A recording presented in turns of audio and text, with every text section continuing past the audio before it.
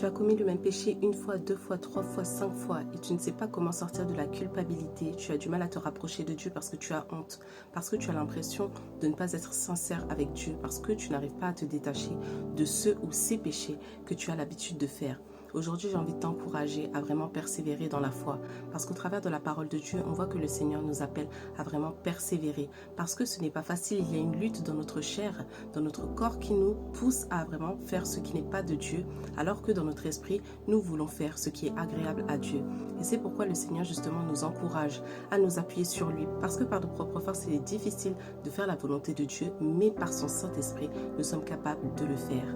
Et j'aimerais te lire ce passage pour t'encourager vraiment à voir que Dieu ne regarde pas à tes faiblesses, mais il regarde justement à la sincérité de ton cœur. Et ce passage, on le trouve dans Ésaïe 55 au verset 7 qui dit « Que le méchant abandonne sa voie et l'homme injuste ses pensées, qu'il retourne à l'Éternel, il aura compassion de lui, qu'il retourne à notre Dieu, car il pardonne abondamment. » Dans une autre version, il dit qu'il retourne à notre Dieu qui ne se lasse pas de pardonner, parce que Dieu ne se fatigue pas de nous pardonner. Il nous dit même à nous qui sommes de simples êtres humains d'apprendre à pardonner, de ne pas nous lasser de pardonner en abondance, de pardonner même si la personne revient toujours avec les mêmes péchés.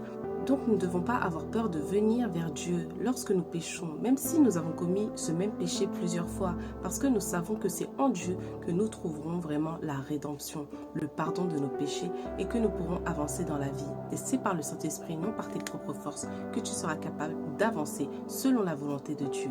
Alors persévère dans la foi, ne te décourage pas et vraiment regarde à Dieu. Ne regarde pas à tes faiblesses et à tes incapacités, mais regarde à la capacité de Dieu qui peut agir puissamment dans ta vie. Ce qui est sûr, c'est qu'avec Dieu, tout est possible. Sois béni.